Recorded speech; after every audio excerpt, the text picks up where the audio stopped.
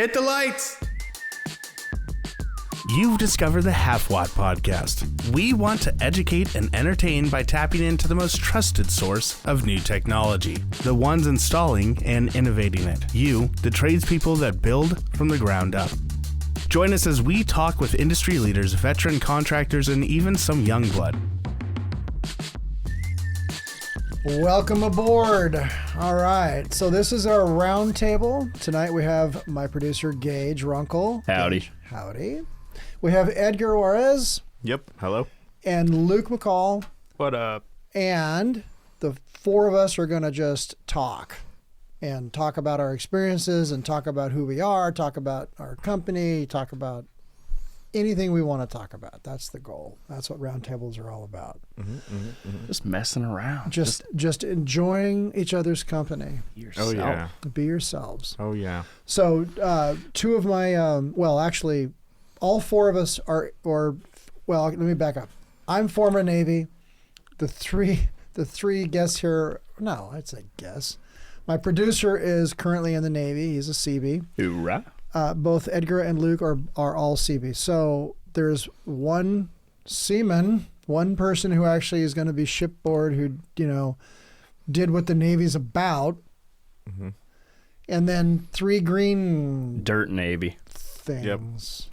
We play in sandboxes. Pretty much. That's what we do. That's such a coveted thing to be a Seabee in the Navy. That's such a coveted gig. Like, I mean, there's, SEALs, everything. Oh, pilots, submariners, right? No one wakes up in the morning and goes, you know what? I really want to be on as an amphib. Yeah. It's a rarity. It is trying to get rid of of us. Yeah. But it's true. Like a lot of people go to be Seabees and they can't get in. It's a very tough gig to get into. It's a fun community, that's for sure. Yeah, It really it's is. a small community. Yeah, well, very. I actually didn't realize how small it's gotten until I was talking to an LPO person in charge. Leading petty officer for Exactly. those of you who are in the Air Force or some. And he was like, nonsense. "Yeah, I went out with this battalion. They don't exist anymore. And then we went on this training exercise with the Green Berets with this battalion. They don't exist anymore." And I was like, "How many of them do?" And he's like, "A third of them." I'm Really? like, "Oh my god." Mm-hmm. Yeah, I mean, because like in World War II, I want to say there was like, and I could be wrong, easily 100,000, but I'm pretty sure it was like 150,000, right? I want to say actually that it was over 300,000. Wow. That's Wow. a ton. As far as I was told that when I was going through A school, I don't know who came up with that number. Right. No, At the height. it's probably accurate. It could very well be accurate. Which is crazy because If you go ahead, I'm sorry. sorry to interrupt, but in the total Navy right now, I think we have about that many people. Yeah, Crackers, we have, man. I think, 30,000 Seabees in the Navy, and only half of them are active duty. Actually, less than half are active duty. Yeah.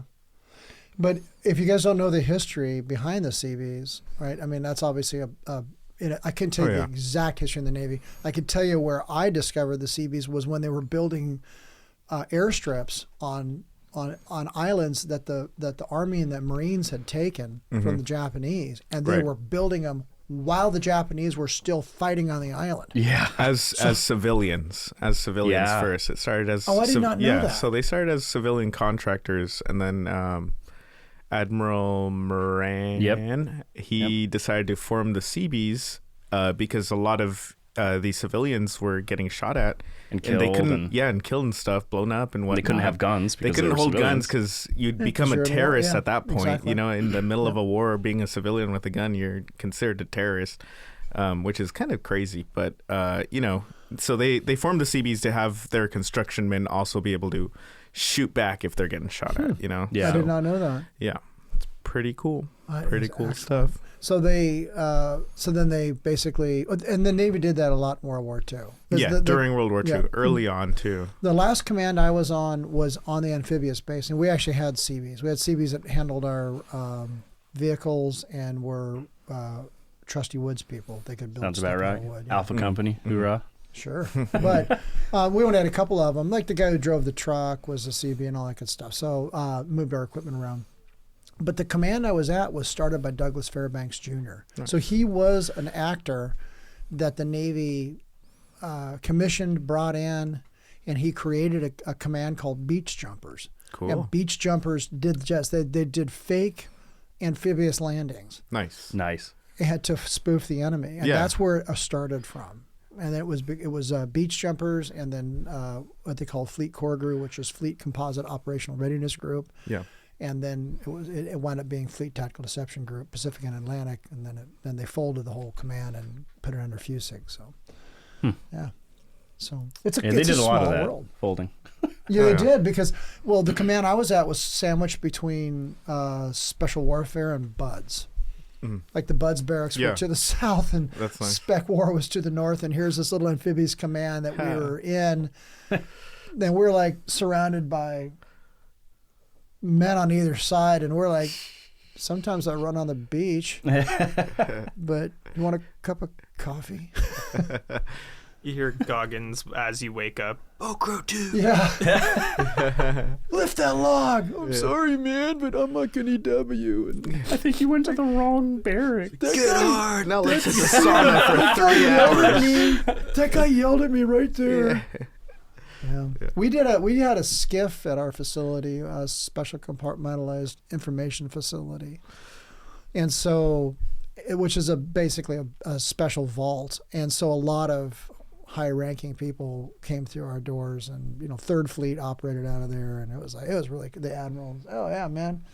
Oh yeah, I saw all kind of cool stuff. Seriously. Oh no, we had an office for Third absolutely Fleet. The Third Fleet admiral worked out of. I'm not lying. Just looking at me like just right next to you. Oh God, no. Oh, okay. The only thing I ever saw of the admiral was because I fit a uniform well at the time. I was saluting when he walked by. I had no idea. That's a damn crisp salute, soldier. Yeah, I mean, Obviously that not was it. soldier, but Well, we always piped them on Sailor. board, and there was always always go grab a bosun mate that could pipe, and then you'd right. bring him over, and then they would pipe, and the rest of us all stand at attention and they'd hide all the people that didn't look physically fit. Yeah, basically. Right. Yeah. Well, having a command that was on the beach, everybody played volleyball and ran. They gave us an hour and a half every day to exercise.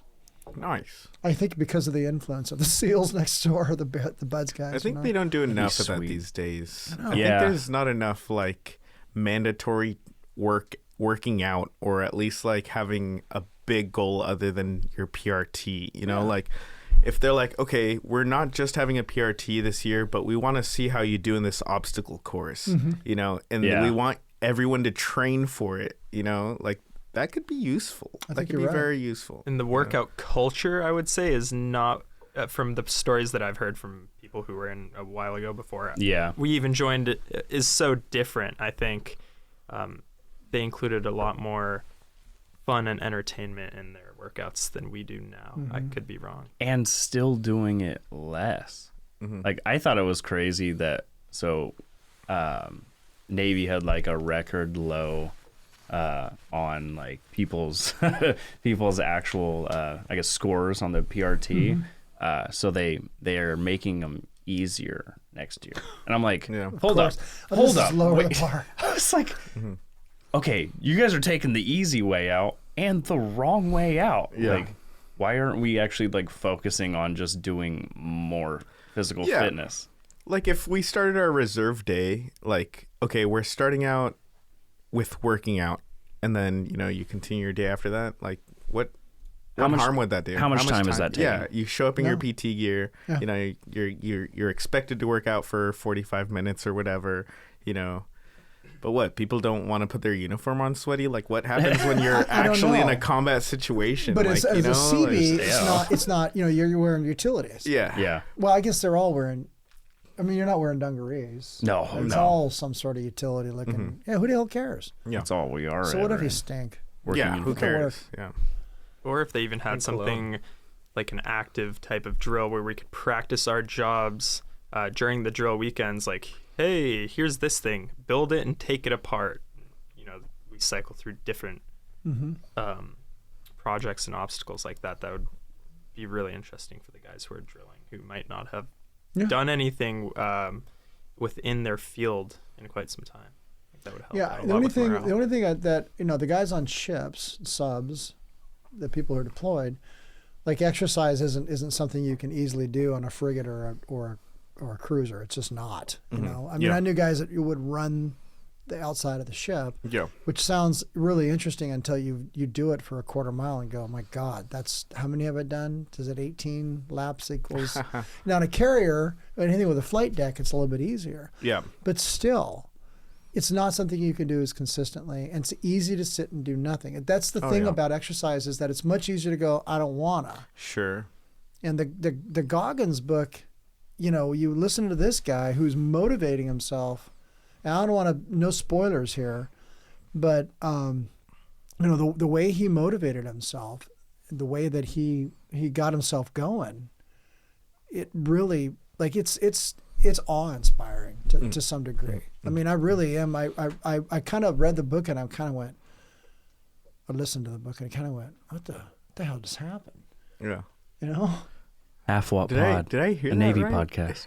That's why it's got a blue background. Okay, that's why.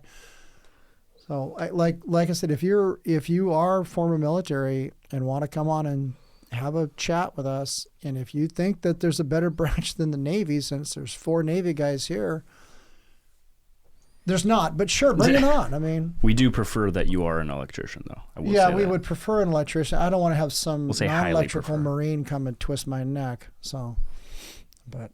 No, of course. You know what they always say. What? I don't know. I was trying to think of something, but trying to segue into. Yeah. Well, you know what they say about Marines. Well, maybe I shouldn't say that. I actually grew up at the basic Camp Pendleton, so there were a lot. I knew a lot of Marines. They were not happy when I joined the Navy, but they all seem to have gotten over it, so whatever. Yeah, I didn't even really think about other branches. I knew people who were in other branches, but the ones who I talked to prior to joining were all Navy, and so for me it was a clear choice. Which is funny because I ended up as a Seabee, which a lot of people are like, that's not even real Navy, bro. Yeah. Anyways, I couldn't get the clearance, so immediately I was like... He's half alligator. He's actually a lizard person. Everyone wants to know. Oh, you're one of them. So, I was like, well, then I'm going to be a Seabee. And they're like, we don't have anything open. And I was like, well, Army's next door. And they were like, you wouldn't. And I was like, you want to bet? If I'm not getting the job I want, I'm not getting on a ship and sailing across the ocean. Yeah. And they're like, oh, all of a sudden we have these spots open. I'm like, nice. Well played. Yeah. Huh. For me it was like 83 on my ASVAB. Let me do what I want. No kidding. Yeah. No, for me it was like with the slight aviation background that I have, I was trying to do air crew for a while, but it was a very slow process to get into that. And then I really sat and thought about it, and then sure enough, my goal was to ship out by a certain date, or around a certain date, and my recruiter came up with like, oh, have you thought of the Seabees? And I was like, I have no idea what that is. And then I looked into it and I was like, all right, this is what I want to do. I haven't tried anything like this, so here I am. I wanted to do. Turned out good. I wanted to do photography. Is what I wanted. I was a photographer already, and I thought, well, I'll just go be a photographer's mate. What could possibly go wrong with that? Yeah. I mean, then they were like, yeah, well, no. I mean, it's going to take forever to get into the school. So, and I wanted to be an air rescue man. I wanted to jump out and rescue people. But it's funny how your careers get chosen for you. Yeah, nothing works out the way you think it's going to work out. Never. And it's like people I know who have a college degree. You know, what's your degree in? Yeah. I work with a guy who's got a master's. And in like lit, like English lit or something like that. He's brilliant, and he works for us. He doesn't use that degree for what he's doing for us, but you can clearly see that he's got a head on his shoulder. Yeah, he reads those prints like a son of a though. I'll tell you what though, he can write well. He's funny. He's talented, but unfortunately, and I'm certainly not here to knock college. I'm not. But unfortunately, he just isn't using it. He's just not using those skill sets that he spent all that time and money for. A master's is a huge accomplishment. Oh yeah. I think there's, I'm just ballparking, but at least a third of the people that go to college don't end up actually in their field or even happy with what they chose, which is crazy. Which is crazy. I want to say the military has done more for me than college has. Being where I am now, starting this career for myself that I'm so excited to just pursue and finish the apprenticeship. And you've got, because you walk into this field, right? You don't really know exactly what the heck's going to go on. You know what you're going to be working on, right? In your case, you're working in a jail on video systems. So it's like, I didn't, 5-10 months ago, you're like, I didn't know I'd be doing that. Right. Like, I didn't even know what inside of a jail really looked like or what those people were really like. Right. Or, all the safety precautions, to count your tools, all that crap, right? So you're like, now you can walk out and go, I know how to work in a jail. I know the protocols. I know all of the ins and outs. I know the tools I have to have. I know the security bits I need to use. Exactly. I know how to drill in these things. All those intrinsic knowledge that you pick up. I don't know if that's intrinsic, but you pick up that knowledge and you go forward with it. It rounds your career out. Absolutely. I speak to guys that drill who work in corrections, and I have just as much in common with them, given that I just started this gig as some of the apprentices I speak to. So, really, and there's a good chance you're not going to get poo thrown at you. So that's good. Yeah. I mean, but no, I love what I do now.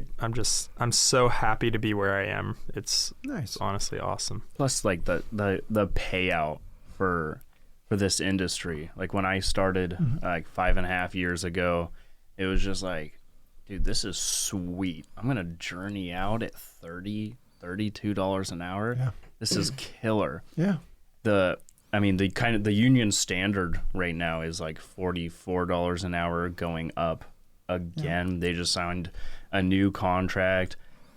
Like people are getting journeyed out at like $38 an hour, and it's just like, I mean, it's to the moon. And POE lighting is becoming a big thing. Oh yeah. So, I mean, not saying we're taking work from electricians. Those guys will definitely always have their place in the industry, and they're always going to stay busy. But like our area is just expanding at like an incredible rate. It's nuts. Yeah. It's nuts. It's nuts that I just came from a meeting before this of the instructors, and we looked at the numbers of how many apprentices we turned out and how many are coming in the program, and they are looking for instructors. Okay, so here's my podcast telling people, if you're a journeyman and you're listening to this and you want to teach, now is the time. Get a hold of IAC and go teach.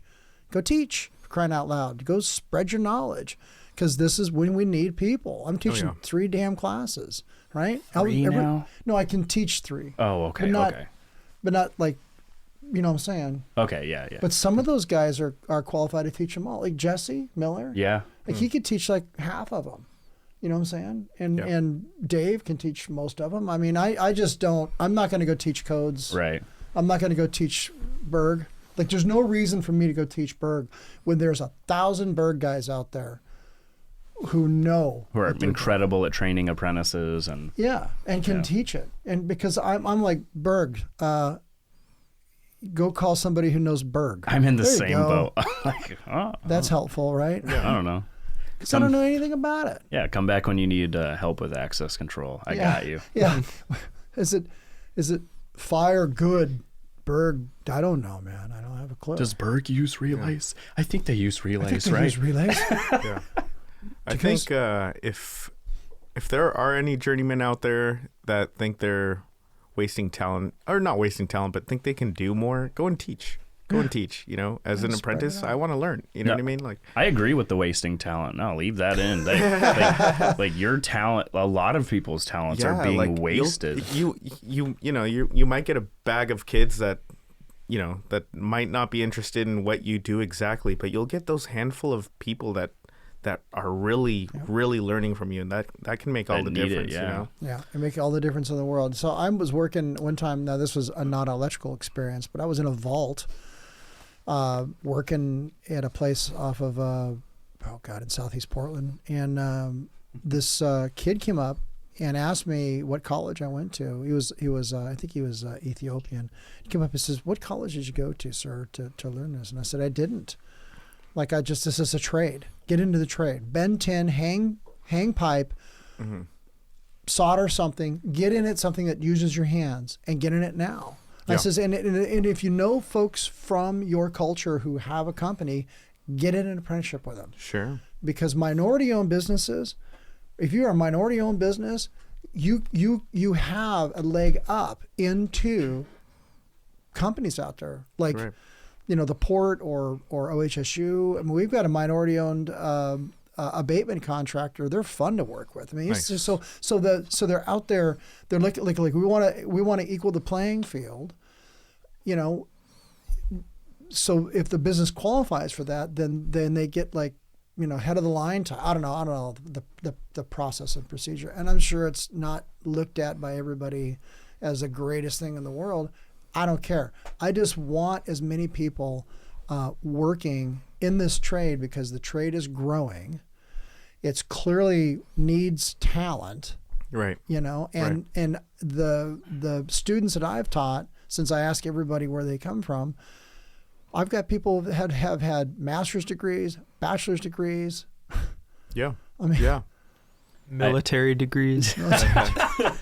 I've been telling my buddies from the South, Virginia, the Carolinas, hey dude, if you're as good as you're telling me you are, come make $20 more an hour and come to the West Coast. We need good workers. And if you know really good electricians, let the East Coast fall apart. I don't care. No, I'm just kidding, East Coast. But I'm like the pay's just skyrocketing, and we need help. We need good help really bad. In our area, we're, I would say, the gold standard for any type of electrical trade.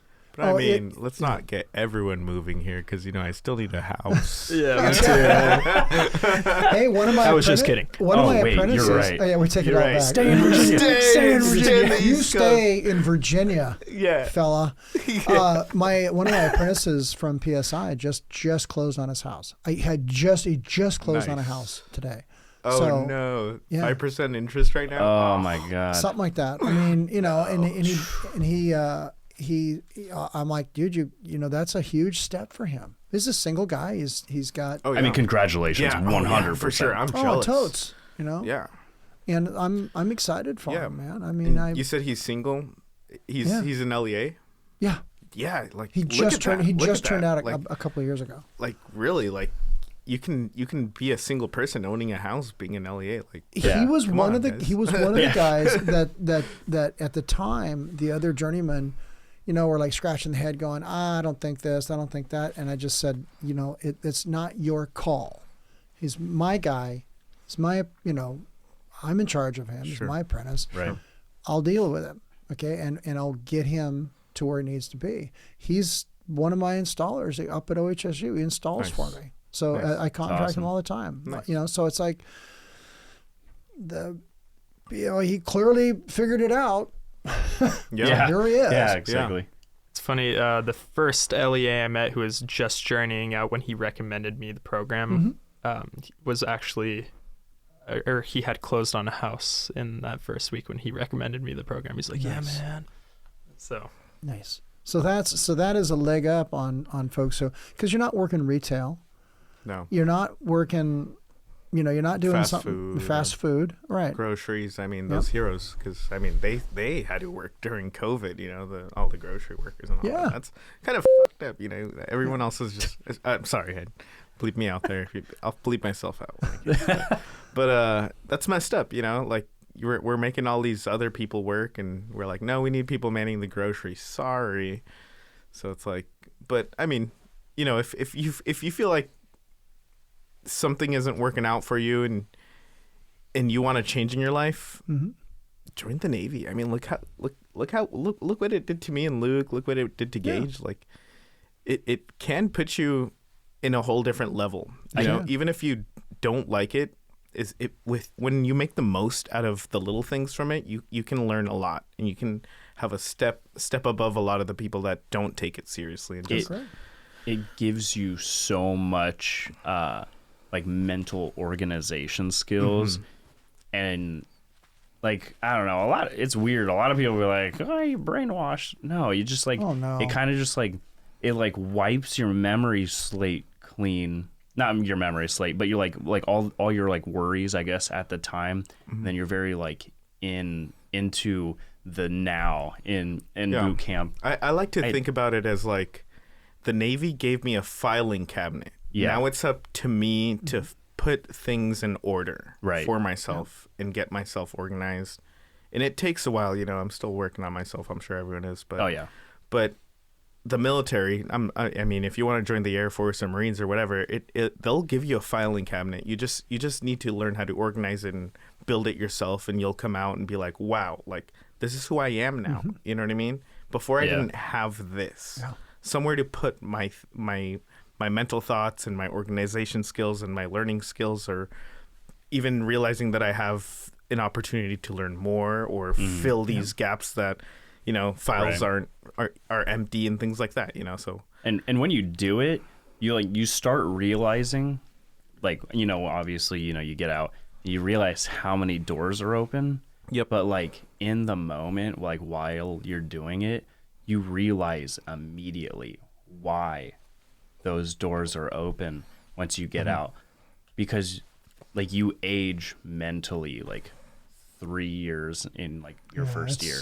It's a lot. It's more than you expect. Yeah. You're like, wow, I thought I was an adult, but now I'm an adult. I was so bad in high school that there were certain parts I could do well. I could do chemistry pretty well.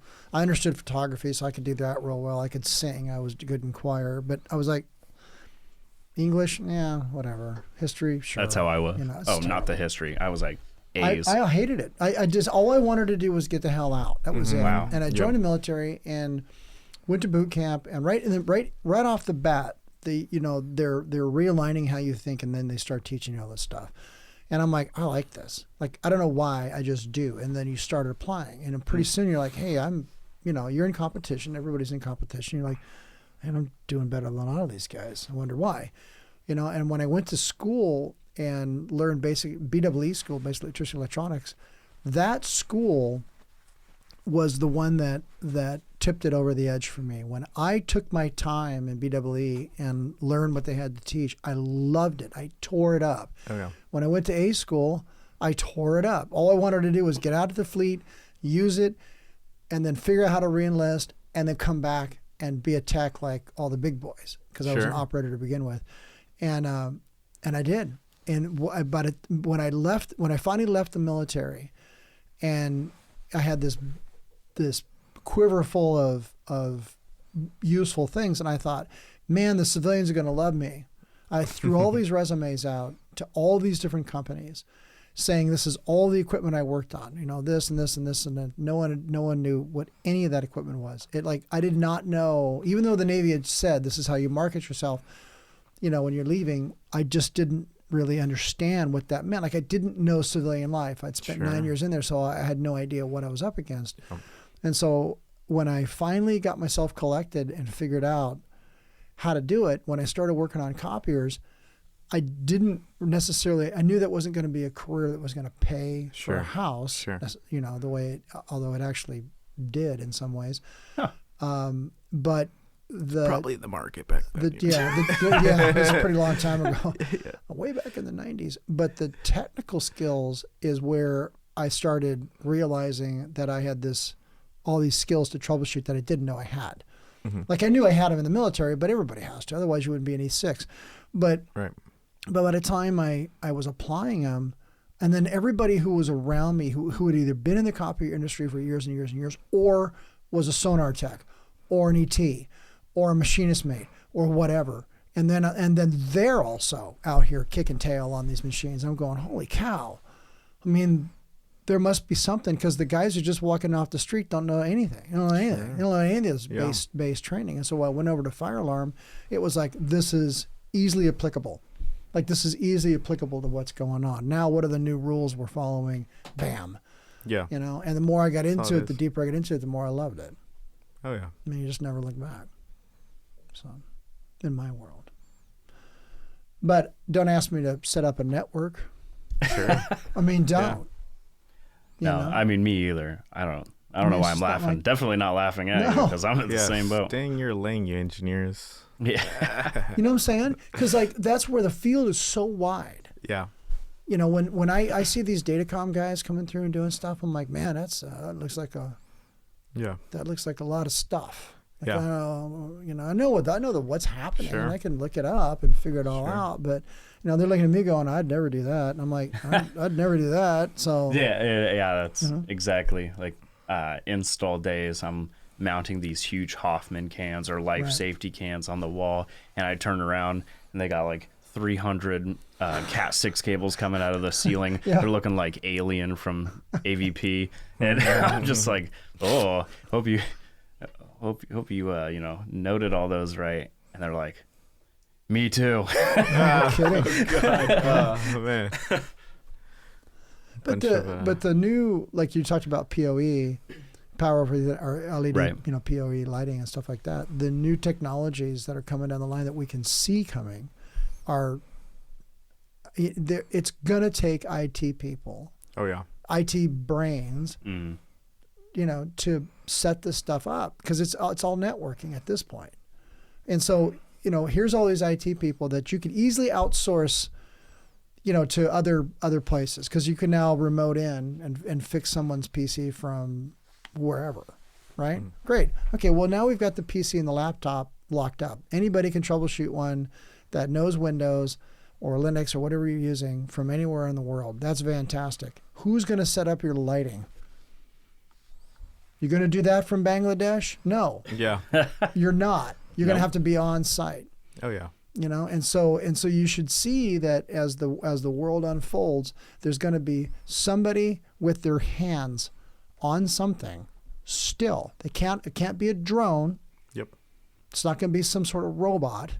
Because what happens when they fail? Mm-hmm. Somebody's They're gonna have to take wire out it up. they're gonna take out the sprinkler system. The entire jail goes down when all the inmates get released. Oh. Yeah. Yeah. Well, I Inmate. was talking to somebody that said last time they was at Facebook, they had a robot, like a little robot that was doing security.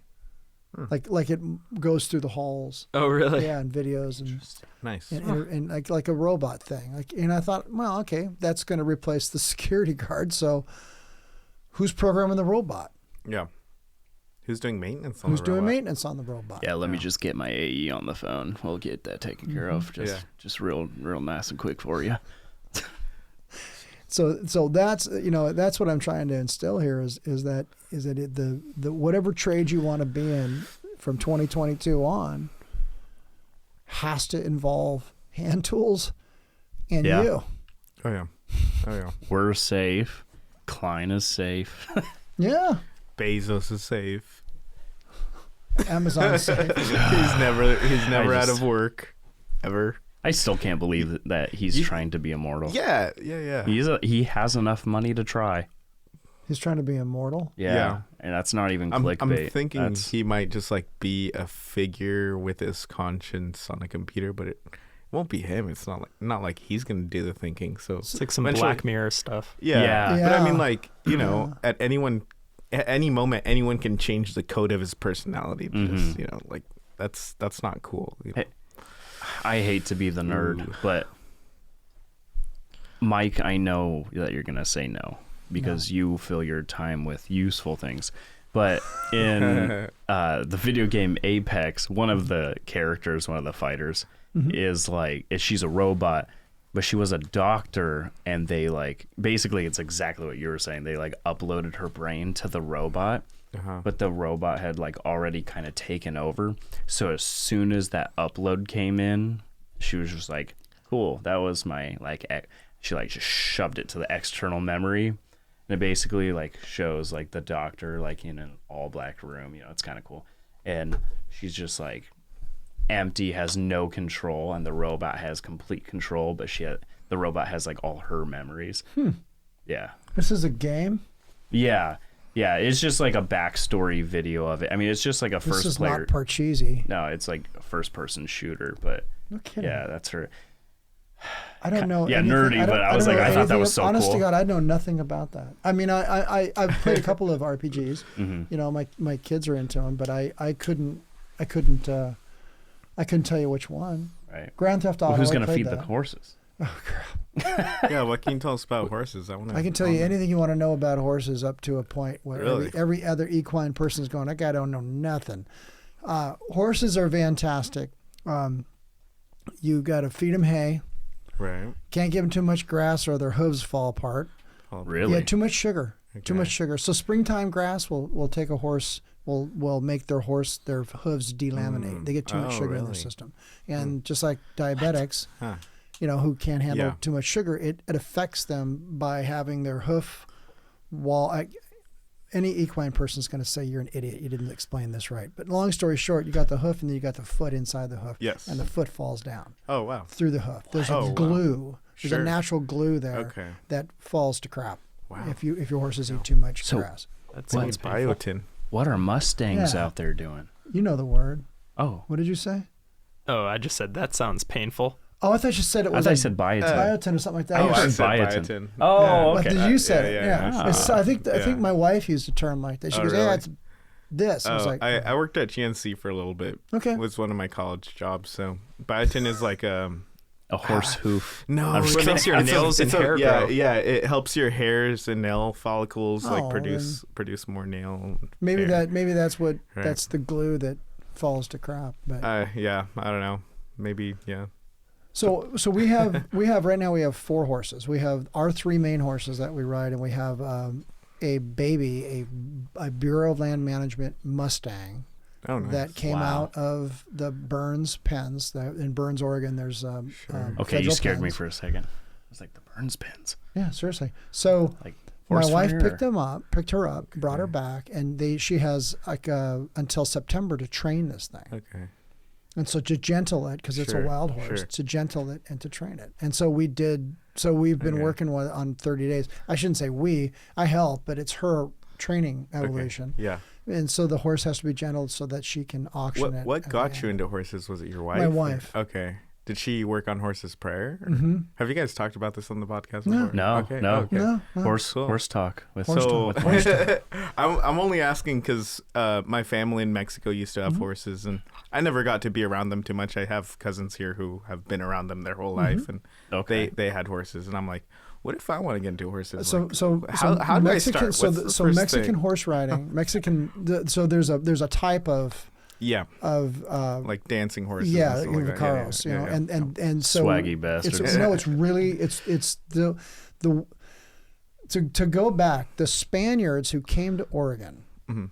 came with Kaigers. Well, we call them Kaigers. They're Spanish Okay. dancing ponies. So Sure. the Shoshone killed them ponies. to take those horses because the Spaniards. Oh, yeah, really? they would kill the conquistadors to get their horses because they're like, oh my God, the Spaniards really knew what the hell they were doing. Yeah. And so their horses were revered, still revered. Wow. Still Yeah, revered. yeah. I bet. mean, and so we have one of these horses that's not from Sure. The that Spaniard source lineage. herd. Yeah. And it's called a Kiger. He's got zebra stripes on his legs and Cool. Oh, wow. a beautiful horse. That's awesome. And so Gorgeous. my wife was into horses, and she got me into horses. I started riding. I got married on horseback actually. So she had a couple quarter nice. horses, and we did that. And Cool.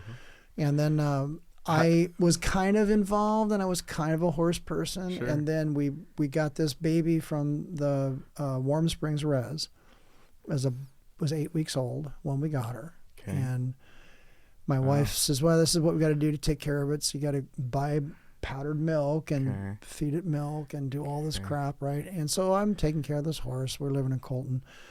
And then when she got big, we started training her. And my wife just kind of said, well, I think you should ride this horse. I think this should be your horse.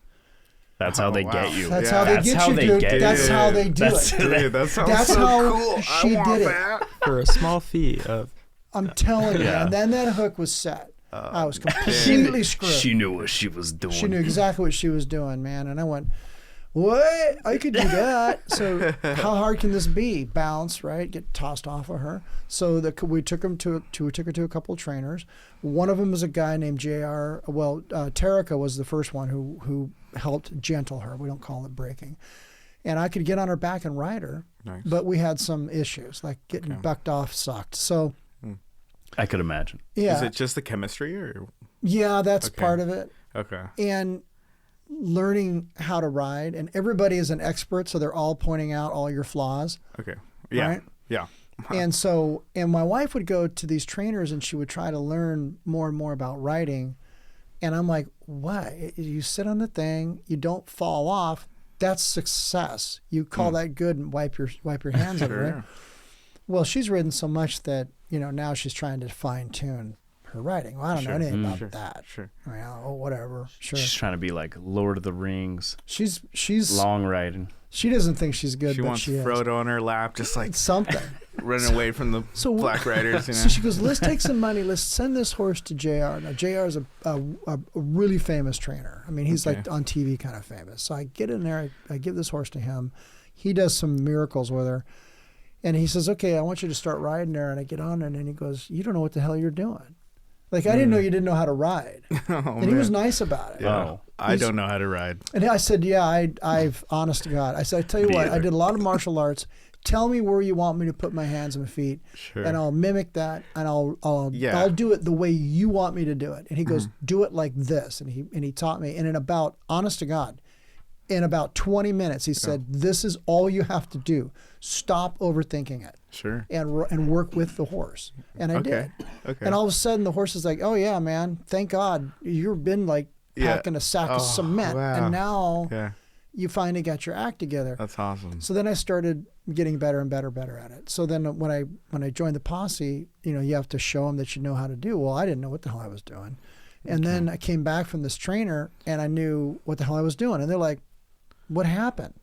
Oh, sorry. What happened? Yeah. What'd you do? Like where were you the last year? Yeah. Here? The wind just blew and it just hit me. I just knew. And the more I did it, the horse more and my I liked hair it. were blowing everywhere, Exactly. and it just. And I started, and all of a sudden I'm like, oh my God, I can feel what's happening, and I can start to get in. And all of a sudden, then you start to realize that, hey, there's not a whole lot of people riding horses anymore. It's an expensive hobby. It's like flying, right? I mean, how much is a gallon of aviation fuel right now? $50. I don't even want to Who the hell know. knows, right? Yeah, it's crazy. And how much do you use even just taxiing? Yeah.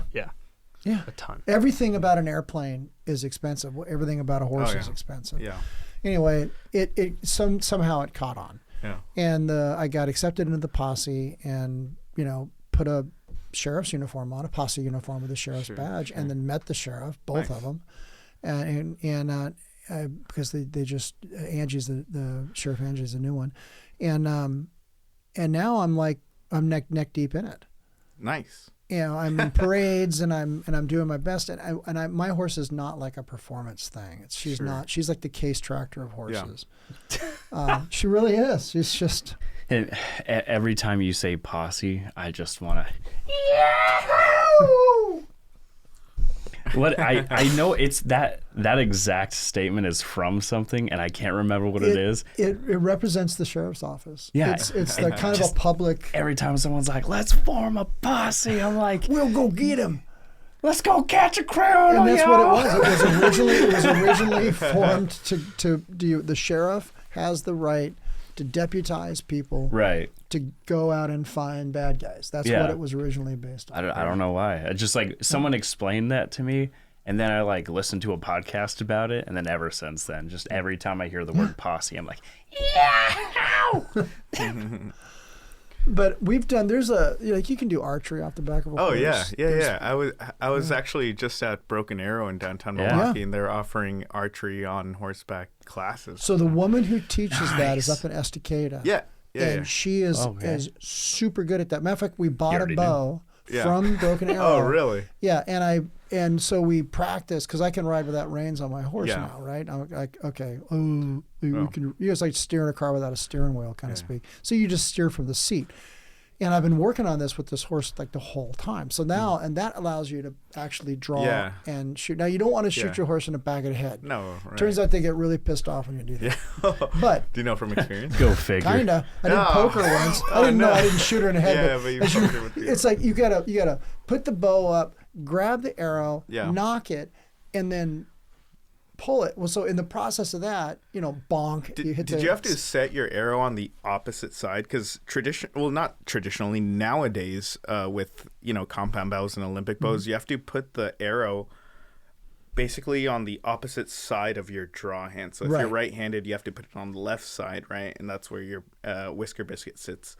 And you shoot from that side. But I hear shooting from, or even the old school way, the ancient way to do it is you have your arrow on the side where you draw from, so you can have quicker shots. Right. You don't have to set it across your bow before pulling. No, and you stuff don't. like that. It's on the same side. Yeah, it's on the same side. So On horseback? on horseback is horseback. okay. Yeah. It's just because back- they don't make bows like that anymore. Where No, they're just they like, do. They do they? and they're almost all Korean or Japanese. Okay, I think right. I think but they're they're Korean. they're more like show bows, aren't they? No, okay. they're not. They're recurves, but they're not Okay, like they're like 25 pounds. Yeah, They're yeah. not super, Yeah. but they're enough to get the arrow to the target. Have you heard those Japanese bows? Like they whistle when they shoot. Oh, They're yeah. like, It's so satisfying. It's so Dude. cool. Oh my gosh. So I thought, and we did it last year. We kind of got into it, but then other stuff popped up, so we haven't had a chance to really get into it. And I could totally get into shooting from the back of the horse. Like totally could get into it.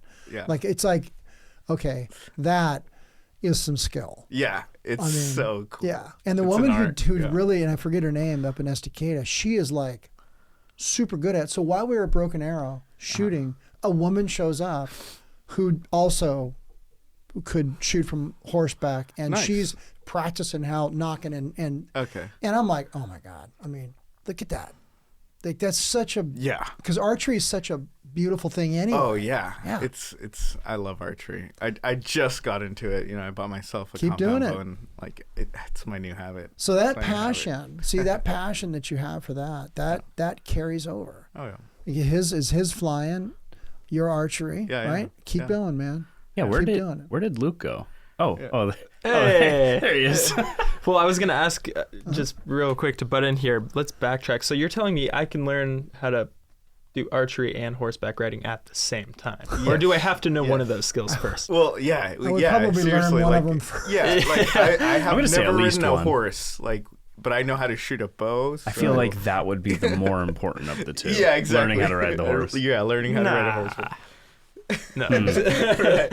Well, there Back to the drawing are board. so many Right. different kinds of horses. Some of them are like really move out, like with the great, super easy, and Yeah. some of them don't. Yeah, And mine's one that doesn't. Yeah. So it's like It's the personality. They It's a have a personality and the personality, type. yeah. Like my horse Okay. turns out that when she came off the res, we didn't know what she was. Okay. Like we had no idea what she was because it's Heinz 57. Okay. So they tested her genetically, and it came back, well, she's Belgian draft, cream draft, and Percheron. So if you look up those horse breeds, that's like a dump truck of horses. That's a big horse. Yeah. I mean, that's a big, physically large horse. Okay. And I'm like, Okay. this horse is going to get that big. Wrong. Like she's just 6 years old now, and she's big. Like she's like, I'm not super tall. She's just like a battleship. Right. Yeah. I mean, so, I mean, how does like age to size kind of work with horses? How long do they live? Like, what's a They can live, child? What's I a think they live teenager? about 30 adult? to 35 years. Oh my! Is really old. Horses live that Yeah. long. Oh yeah. Wow. But they're not really rideable at the advanced stages. But they become what we call pasture That pets. is Can you still a ride them in investment. old ages? Or Oh yeah. Yeah, I think to about 26, 27. And Okay, then, so then you get- then you pretty much want to retire them. And I could be wrong, but Right. it's in the 20s somewhere where you go, Okay. I guess horse, I don't know. When can you start riding them? You can start. It depends on the horse. Okay, If you that's fair.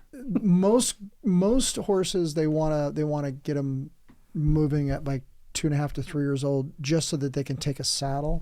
But you don't really put weight on. Yeah, them. you Like don't if ride you 'em. sit on them, you just do it for a very short amount of time because you'll Okay. affect their back. Right. And so some trainers say 2.5 is good. Some say that's 4. Some say that it's, 6. Some wait till they're 6 years old, depending on the horse. So we started ours off early, but we didn't. We made sure that we were not doing back damage. So you can do like a good almost 20 years of riding. Yeah. Oh yeah. That's crazy to me. But if you look at like thoroughbreds that they race in the races, they're racing, they're racing super young. Damn. So the horses that are setting records at the Kentucky Derby are not nearly that like old. 7 years old. They're old. They're younger than that. What? They're really young. Yeah. Really, and then they're gonna live another 33, 35 years. I refuse to believe that there's a horse older than me. No. Well, that's what I'm saying. I'm like, but I'm talking completely, what I've kind of anecdotally picked up, because I'm just now starting to realize, here's this whole world that I haven't made fun of, but I haven't really learned. Right. And it's like 17 channels of what the hell. Yeah. Like there's some people who do dressage, which is like very specific. There's the vaqueros, the guys who really bring a different type of horsemanship and level into it. Sure. There's people who race, there's people who trail ride, there's all these different things, and I just had no clue. I knew it, I'd seen it, but I didn't really put it all together. I had no idea. Hey, Luke, have you done martial arts? I actually have not. You haven't. You look like you could be a martial artist. Yeah. Do you want to go? Do you want to go do karate in the garage? Yes. Nice. Is that even a question? I only asked. Sure. Is that even a question? No, I would actually love. So I have a couple of buddies who grew up doing wrestling and are now doing Brazilian jiu-jitsu. I have friends who do Muay Thai, and I'm very, very interested in starting both of those. That sounds awesome. So I did what they call Mudokwan, Tongsuno Mudokwan, which is more of a Korean Chinese style. A friend of mine was a black belt in jiu-jitsu, and he didn't taught me some jiu-jitsu. I went out and worked out with him and got my head wrapped around some of and that would be the one I would pick up. If I was going to go back to a martial art, either go back to Mudokwan or I do both. I do jiu-jitsu and Mudokwan. What about you, Gage? Any martial arts? No, I wrestled all throughout high school. But that's a martial art. That's why you keep asking me to wrestle. Yeah. Oh, I thought it was something else. I'm like, sports for you guys. Yeah, I was a swimmer in high school. I worked at a swimming pool, so it's kind of natural to watch the swim team go by, and I was like, I could do that. I could do that better. A swingers pool? Yeah. Okay. I think we talked about that before, actually. I was also on swim team. Yeah. Where's this pool? I went to the Clackamas Aquatic Park. No, he missed the joke. Oh, sorry. I said, is a swingers pool? I said, where is this? Where is this pool? Where is no, Gage's pool, the one he was just talking about. But for myself, I didn't intentionally get into swimming. So I wanted to be a surfer because I grew up riding boards. I grew up skateboarding pretty much since I could walk, snowboarding. And then I wanted to try out surfing. And my mom was like, no way in hell you're going surfing unless you know how to swim. So she put me in swim lessons, and I was just around a pool a lot. I was watching all these people in water polo, swim team, and then I eventually picked it up. And then she's like, okay, yep, go ahead. Go do whatever you want. Did you learn how to surf? I did. I still surf. You really? I actually just went, I want to say 2 months ago. I go all year round. You're my hero, on the Oregon dude. coast. Seriously, you surf here on the Oregon coast? I learned to surf here. That's awesome. So the first time I went, I want to say I was 13 or 14.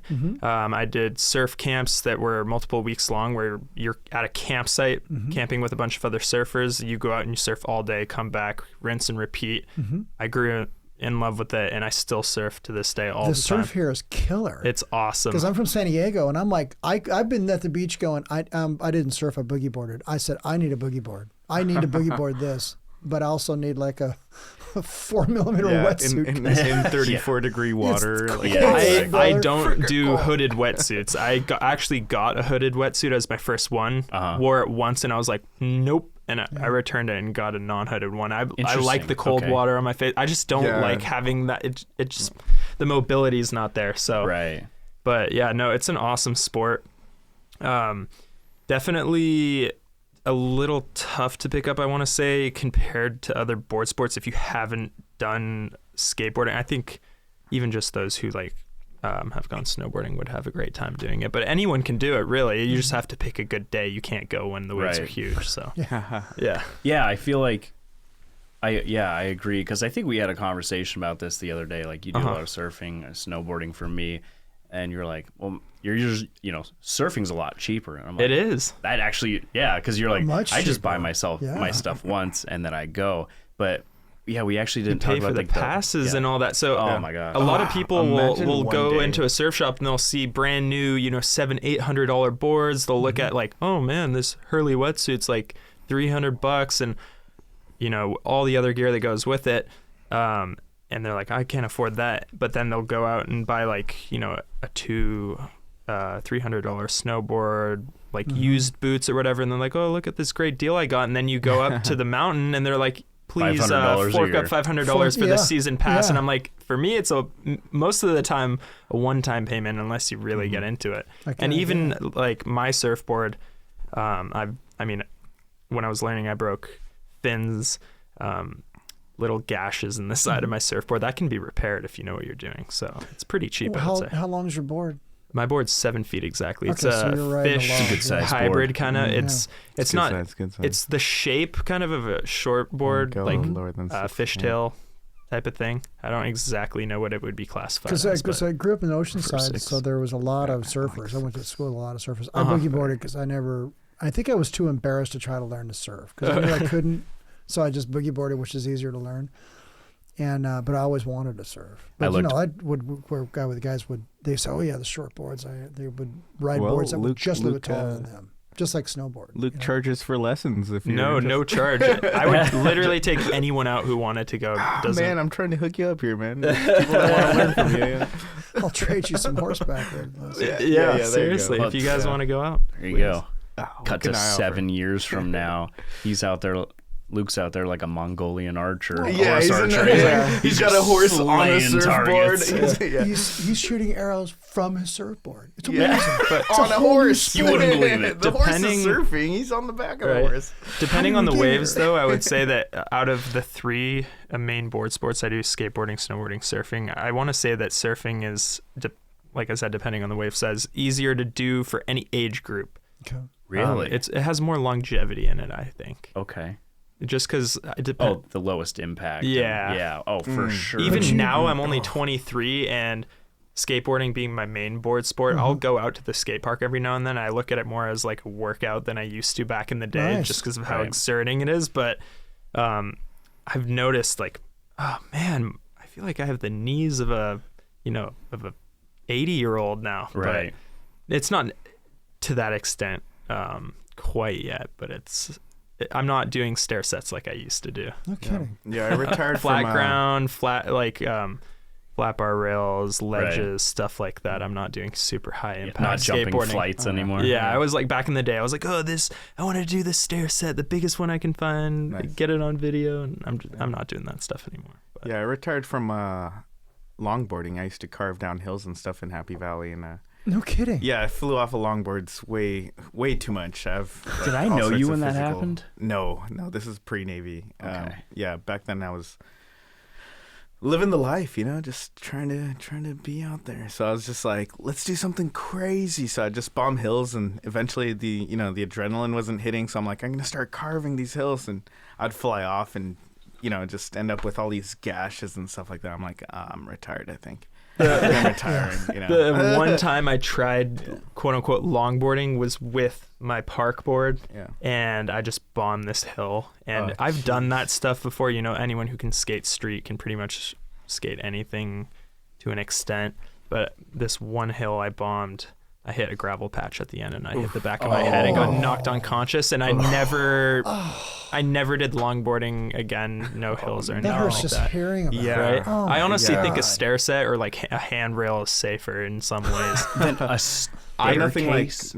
surfing though. So Yeah.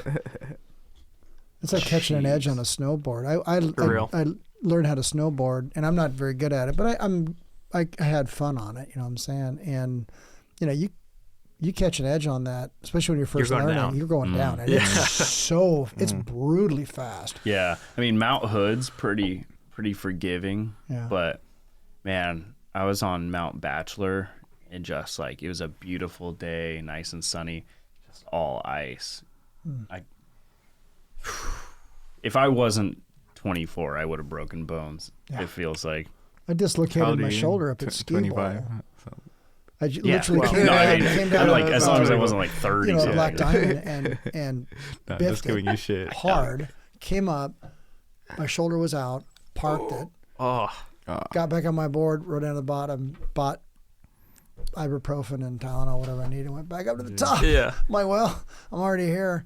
You know, and when I went to Kaiser, I had Kaiser at the time, and the guy looks at my shoulders and he goes, well, you've dislocated these before. You've had to have, because he could pull them both out. And I go, oh, I probably. Well, the nice part is that we all have that military health care. Yeah. So yeah, now you three do. you know how pissed my parents were when it was like, really, another broken bone? Like, you're a teenager. You're not, a young teenager. You're not Right. working. How are So- you? We have to pay this bill. So during COVID, I decided to try to pick up longboarding again, and I kind of go down this like bunny hill, if anything. And I ended up bombing that, like, and like ended up flying off of it. I wasn't even doing any curves or anything. Actually, at the time, I was trying to learn how to be ambidextrous with my feet, so I was switching my normal stance around, and I ended up flying off. And I swear I got a fracture in my forearm, like a hairline fracture. And like, I did not tell anyone. I'm like, I'm not going to go to the hospital or anything. I know Right. it's broken. I know how to treat it. Just don't touch anything. Don't pick anything up. I'll be good in a month. I'm like, no, I'm not going to pay for a freaking doctor. and then that stuff lingers for like 8 months, and you're still feeling it. You're like, man. no, Oh, I'll man. wait till the Maybe I should've 9th gone to month. the doctor Like- after all. God. Yeah, I was just like, One more. I got. So you longboard. And skate, yeah. Yeah. and now you're getting into archery. I'm getting into archery. I You need something surf. easier. Skate, snowboard. Yes, sir. You snowboard. Podcast, snowboard. I And still do. Oh, you I meant do like horses. outdoor stuff. Yeah, and I do horses and ride bikes. Yeah, I like taking my border collie on hikes with my wife. And you hike. Yeah. So that, my friends, is, and we're all in good shape here. Yeah. I mean, we really are. That is literally how you do it. That is, you got to get out and exercise. You And have to. especially in this, It's good for your mental health too. Yeah. Oh yeah. And It's your kind of- regular health, yeah. I started Yeah, going mental back to health. the gym too recently. Good on Just you. on a gym grind with a buddy of mine. I was a huge gym rat back in high school and early college age, I guess I would say, and we both just got memberships, and I've been going every week, and I love more than ever at this point in my life. I love just like sweating, just Yeah. like Nice. going Yeah. in and just like Yeah. like, all right, peace out, guys. You can finish your last couple sets. I'm gonna go like run on the treadmill and ride Yep. bikes at the end of my set, and I'm just like, I love just getting drenched in sweat. I don't know Hell what yeah. it is. Isn't It's that just crazy? relaxing. Like when I was in high school as a wrestler, I loved working out, but I was like, I hate how sweaty I am. Like nowadays, because I also just like recently really started hitting the gym. And I'm like, I love this. Yeah. I Me too. want I'm more of this. Like not I'm quitting ever working again. harder Yeah. to Excellent. So, are you single too? I actually have a girlfriend. I was gonna say. I was gonna say. I could see that. And how tall are you? I'm 6'3". 6'3". Man. She's 5'11". Well, yeah, she's like 6 feet basically. That's So she's taller than me. 5'11". Yeah. But yeah. Same. Yeah, I was gonna say you're not gonna be single long if you're. That's just. You get You're taller. next. That's the You're trick. next. I can see this coming. Oh man. Excellent. It's like I was gonna say for any LEA women out there that are like, oh, I have to have an apprentice as a Yeah. boyfriend. Nah, you got right. that sugar mama thing. Edgar's like, come hit I up my will boy accept Edgar." journeymen only. Journeyman girlfriends. And actually, Yes. This has been fun. Yeah, seriously. Thanks for having us on. Our- Yeah. guys. Thank you. our producers they talked about electricity for 5 Yeah, minutes. he says you guys I went try to get us back on track. so but I'm far like, off the rails. We hooked Yeah. the viewers in with the electricity talk, and then Yeah. we spread out to different topics. No, But I'm just kidding. that's what round tables are about. You don't Yeah. know where it's gonna go. You don't Seriously. know where the conversation's gonna go. You're Just a chill little round table. just and if you don't like what you heard or do like what you heard, send us an email. Yeah. Send us Yeah. an email. Stories, preferably, at halfwattpod Halfwattpod. at gmail.com. Deuces.